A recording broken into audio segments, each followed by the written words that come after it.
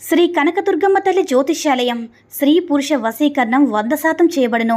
వ్యాపారం, చదువు, ఉద్యోగం, పిల్లల్లో జ్ఞాపక శక్తి, రాజకీయం, ప్రేమ, పెళ్లి, సంతానం, భార్యాభర్తల మధ్య కలహాలు, కుటుంబ సమస్యలు, ఆరోగ్య సమస్యలు, ఇలా ఎటువంటి సమస్యలకైనా సరే పరిష్కారం చెప్పబడును.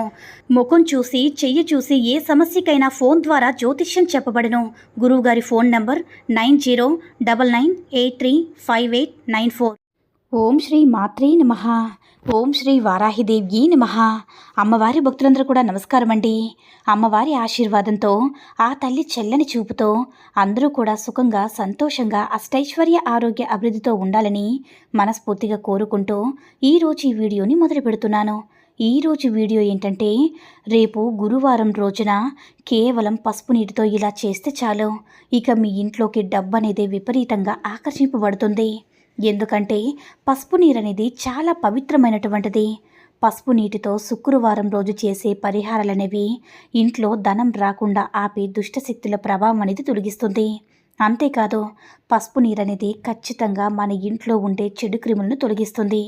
ఇక పసుపు నీటి ఈ విధంగా మనము రేపు పసుపు నీటితో చేసే పరిహారం వల్ల మన ఇంట్లో ఉండేటటువంటి చెడు శక్తులే కావచ్చు, లేదంటే చెడు క్రిములు కావచ్చు, మన ఆరోగ్యానికి హాని కలిగించే చెడు క్రిములు ఏదైనా సరే, మన ఇంట్లోకి ధనం రాకుండా ఆపే చెడు శక్తులు ఏవైనా సరే తొలగిపోతాయి.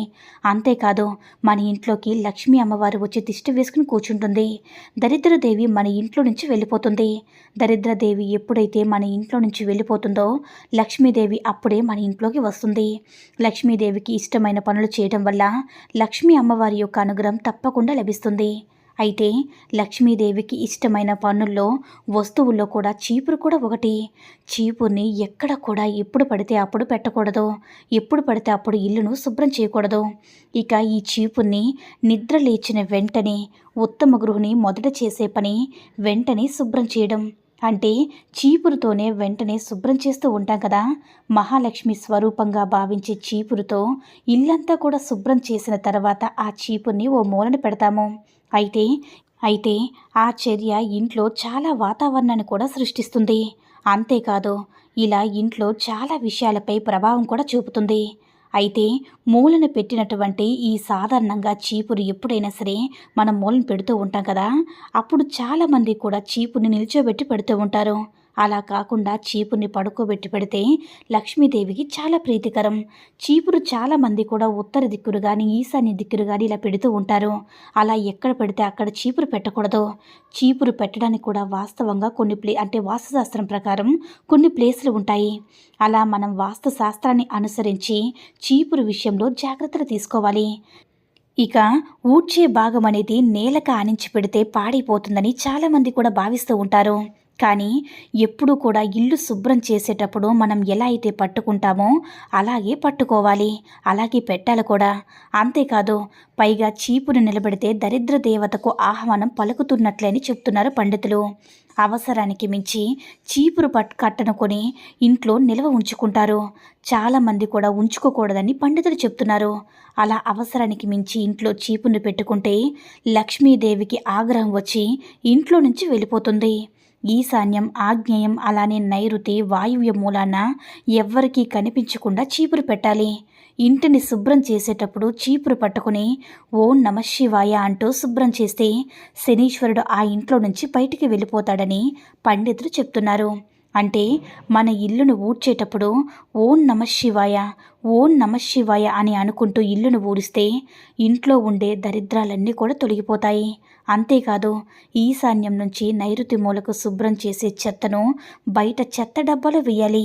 చీపురు, చేట లేదా తుప్పు చేట అని పిలుస్తూ ఉంటారు కదా, అలా చీపురు, చేట ఒకే దగ్గర ఉంచడము అది అశుభమని పండితులు చెప్తున్నారు.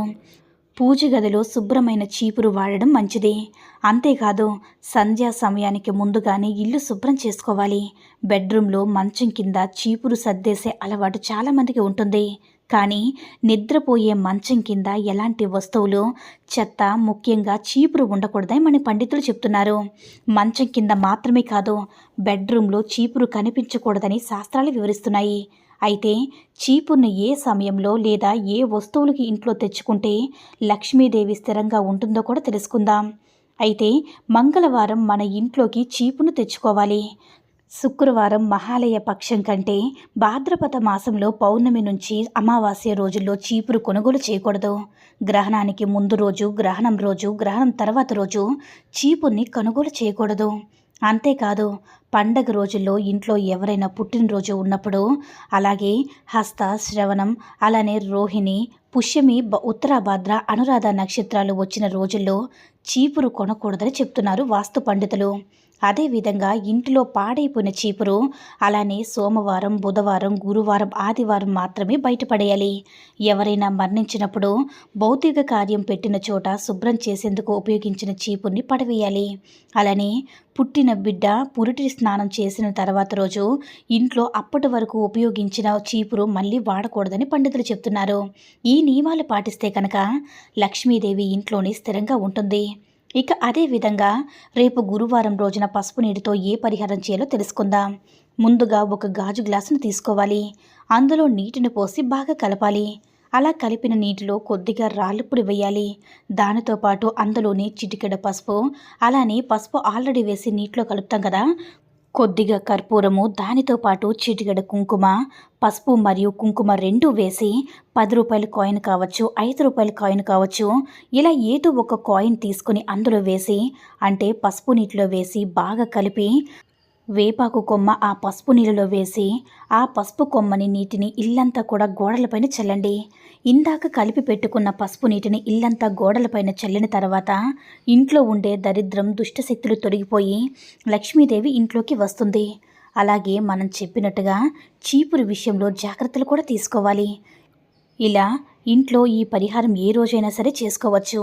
కానీ గురువారం రోజున సాయంకాలమైనా లేదంటే ఉదయమైనా కనుక ఈ పసుపు నీటితో ఇలా చేసుకుంటే తప్పకుండా లక్ష్మీదేవి మీ ఇంట్లో స్థిరంగా ఉంటుంది. లక్ష్మీదేవి యొక్క అనుగ్రహం తప్పకుండా కలిగి తీరుతుంది. ఈ వీడియో నచ్చినట్లయితే లైక్ చేసి షేర్ చేయండి.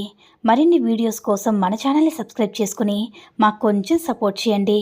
సర్వే జనా సుఖినో భవంతు. ఓం శ్రీ మాత్రే నమః. ఓం శ్రీ వారాహిదేవ్యే నమః.